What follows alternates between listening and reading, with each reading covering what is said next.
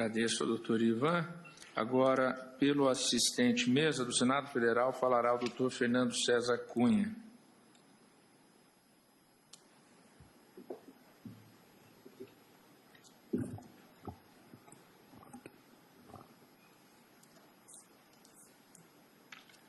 Excelentíssimo senhor ministro-presidente, excelentíssimas senhoras ministras, excelentíssimos senhores ministros, excelentíssima senhora Procuradora-Geral da República, senhoras e senhores aqui presentes. No dia 21 de outubro de 2016, o Senado Federal foi surpreendido com a realização da Operação METS. Já na manhã daquele dia, antes mesmo das 6 horas, diversas viaturas da Polícia Federal estavam estacionadas na rua que dá acesso à chapelaria do Congresso Nacional, onde, por incrível que pareça, já tinham jornalistas aguardando para fazer a cobertura da operação. A Operação METS foi autorizada pelo juízo reclamado e determinou a busca e apreensão de documentos e equipamentos do Senado Federal, documentos relacionados à atividade parlamentar.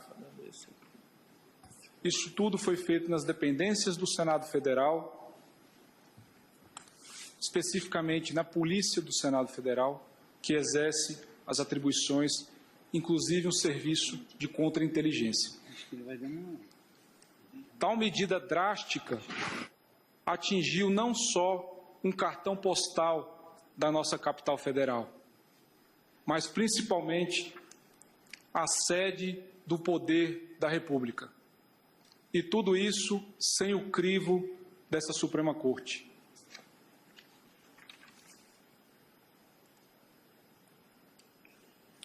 Vossas Excelências conhecem bem a Constituição, que no seu artigo 53 e parágrafos elenca diversas prerrogativas parlamentares que são confiadas para assegurar o exercício livre e independente do mandato parlamentar. E em atenção ao regime democrático, considerando que os representantes estão lá em nome do povo. A Constituição assegura a prerrogativa de foro para que os parlamentares sejam processados e julgados perante essa Corte. A Constituição assegura a inviolabilidade da palavra, do voto do parlamentar, portanto, ele não pode ser processado e julgado civil ou criminalmente por suas palavras e por seus votos. A Constituição também elenca como prerrogativa do parlamentar a impossibilidade de sua prisão, salvo em caso de crime em flagrante delito e de crime inafiançável. Como bem destacado pelo ministro Celso de Mello, em decisão proferida no inquérito 510 do Distrito Federal, tais prerrogativas constitucionais, elas são conferidas em prol da instituição. Não caracterizam-se como privilégios pessoais dos parlamentares. Portanto, elas não têm um caráter subjetivo. Elas possuem um caráter objetivo para proteger a instituição. Nas palavras de Sua Excelência, abre aspas, trata-se de prerrogativa de caráter institucional inerente ao poder legislativo. Por isso, a realização de busca e apreensão na sede do Congresso Nacional, ela atinge a atividade parlamentar, ela atinge a função parlamentar e, por isso, ela atinge, obviamente, o núcleo de proteção desse microsistema constitucional que estabelece o Estatuto dos Congressistas. No julgamento da reclamação 24.473, da relatoria do ministro Dias Toffoli, a segunda turma reconheceu a violação da prerrogativa de foro em razão da busca e apreensão que foi determinada por um juiz de primeira instância no imóvel de senadora da República. A medida foi determinada para investigar o cônjuge da senadora, mas a segunda turma concluiu, abre aspas, em razão da busca indiscriminada de elementos de convicção que, em tese, poderiam incriminar também a parlamentar federal. Então, por mais que ela não tenha sido incluído na investigação, não tenha sido mencionado o nome dela na investigação, a medida, já que atingiria o imóvel, a sua residência, poderia, portanto, atingir também a atividade parlamentar. Na reclamação também da relatoria de Vossa Excelência, ministro Alexandre de Moraes, inclusive está sob pauta, a 26.745, Vossa Excelência também reconheceu em decisão monocrática que a determinação de juiz de primeira instância de busca e apreensão no gabinete de deputada federal e também na residência da deputada federal viola a prerrogativa de foro, porque também teria o condão de atingir, ainda que indiretamente, a atividade parlamentar. E na investigação, ela só estava sendo direcionada para terceiros e não para parlamentar.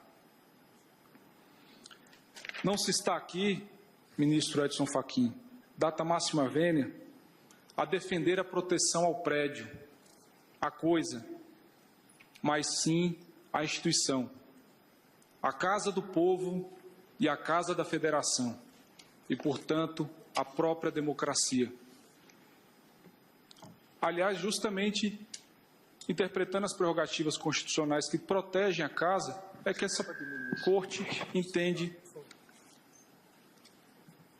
e faz uma presunção de que os pronunciamentos feitos pelos parlamentares dentro da Casa, eles estão relacionados à atividade parlamentar. Portanto, uma presunção absoluta de que eles estão protegidos pela imunidade. A mesma interpretação, no nosso entendimento, há de ser conferida também em relação à prerrogativa de foro. Toda medida que implicar, direta ou indiretamente, em restrição da atividade parlamentar, que vá ser feita dentro da Casa Legislativa, há uma presunção de que toda atividade que é desempenhada dentro das Casas Legislativas, as atividades são desempenhadas em prol do exercício do mandato. Portanto, qualquer medida que vá causar uma restrição, essa medida, obviamente, irá atingir a atividade parlamentar e, portanto, o núcleo de proteção do artigo 53 da Constituição Federal. A inviolabilidade de sede, também chamada imunidade de sede, ela decorre, a nosso sentir, da dimensão objetiva, portanto, desse microsistema que é elencado a partir do artigo 53 da Constituição Federal. Tal proteção, ela também é conferida por outros países aos seus parlamentos, como se pode verificar da Constituição Espanhola, em seu artigo 72, da Constituição da Itália, em seu artigo 64, da Constituição da Argentina, em seu artigo 66, Constituição dos Estados Unidos da América, artigo 1º, seção 6, da Constituição do Canadá. Tais fundamentos foram invocados pela mesa do Senado na DPF 424, da relatoria de Vossa Excelência, ministro Ricardo Lewandowski, ajuizada pela mesa exatamente contra a Operação Médici. E lá se buscou que essa Corte faça essa interpretação dos dispositivos infraconstitucionais conforme a Constituição, para assentar que qualquer medida restritiva à Casa Legislativa deve passar necessariamente por essa Corte, por autorização dessa Corte. O pedido liminar da DPF ficou prejudicado em razão da liminar proferida por Sua Excelência, o saudoso ministro Teori Zavascki, mas a DPF ainda prossegue.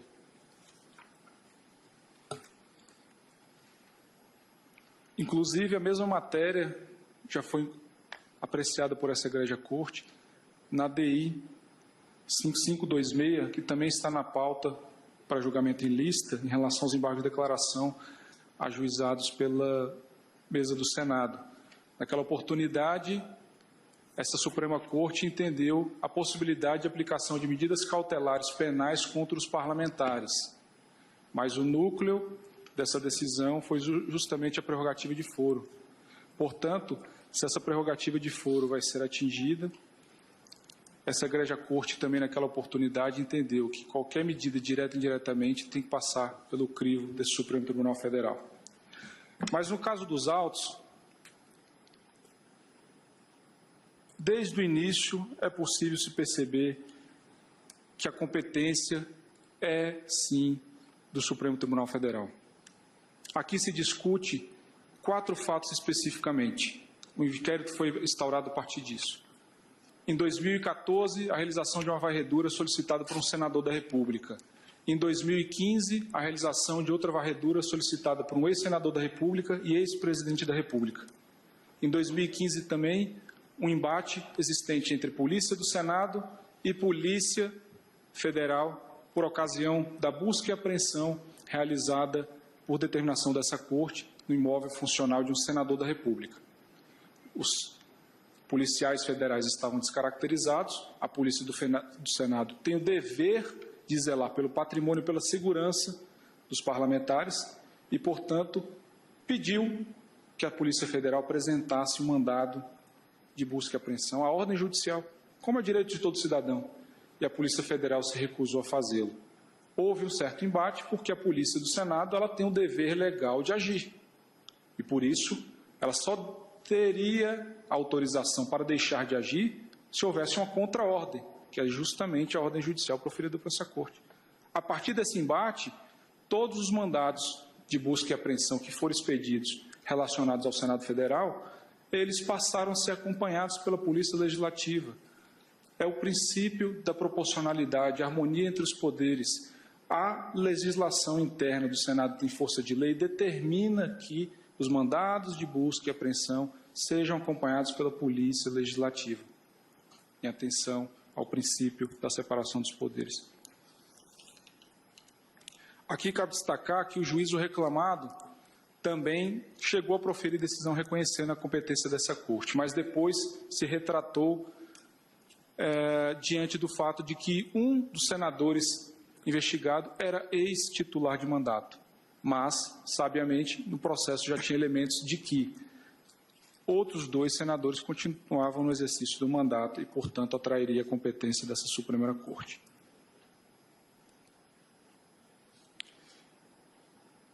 Aqui também merece destaque, e eu distribuí para Vossas Excelências, no memorial, os documentos que demonstram os memorandos, o processo administrativo foi instaurado a partir. O senador solicita a varredura, essa varredura é passada pelo presidente da Casa, ele autoriza isso, montado um processo administrativo, é feita a ordem de missão, que inclusive foi comunicada ao Ministério Público, ao então Procurador-Geral da República, por intermédio do seu chefe de gabinete, e esse registro foi feito numa ocorrência policial lavrada naquela ocasião, antes da Operação Métis, como bem destacado aqui pelo doutor Ivan, que me antecedeu. Portanto, é feito um procedimento formal. A viagem desses servidores, diárias e passagens, constam do portal da transparência do Senado Federal. Tudo isso feito às claras. E aqui preciso avançar um pouco mais, considerando o pedido da Procuradoria-Geral da República para que sejam mantidos apreendidos esses equipamentos. No nosso entendimento, o fato está claro, desde já, que não há qualquer ilicitude nessa relação. A Polícia do Senado Federal realiza as varreduras há muitos anos, inclusive em cooperação com outros órgãos da República. E todo esse procedimento tem previsão normativa no regulamento interno do Senado Federal, que tem força de lei. Essas medidas, naturalmente, são desempenhadas pela Polícia do Senado Federal em atenção para evitar espionagem, como bem colocou aqui o doutor Ivan. E, portanto, elas são feitas também para assegurar uma das prerrogativas do Parlamento, que é o poder de fiscalização. É justamente outra proteção que se tem ao Parlamento, é a proteção do parlamentar não ter que testemunhar sobre fatos pessoas ou documentos que lhe foram confiados em razão do exercício do mandato. Essa proteção constitucional é conferida ao parlamentar justamente para viabilizar que o cidadão tenha liberdade de ir ao parlamento, denunciar qualquer irregularidade para que o parlamentar possa fiscalizar. Portanto, a varredura, ela serve também em proteção a esta garantia constitucional.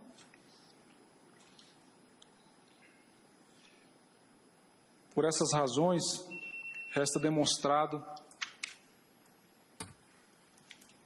só para finalizar, senhores, resta demonstrada a licitude e a desnecessidade de se manter apreendidos os equipamentos. Aliás, como determinou o próprio juiz reclamado, esses equipamentos do Senado Federal seriam devolvidos após 30 dias, mediante o espelhamento. Daí a desnecessidade da medida postulada, data máxima vênia, pela Procuradoria-Geral da República.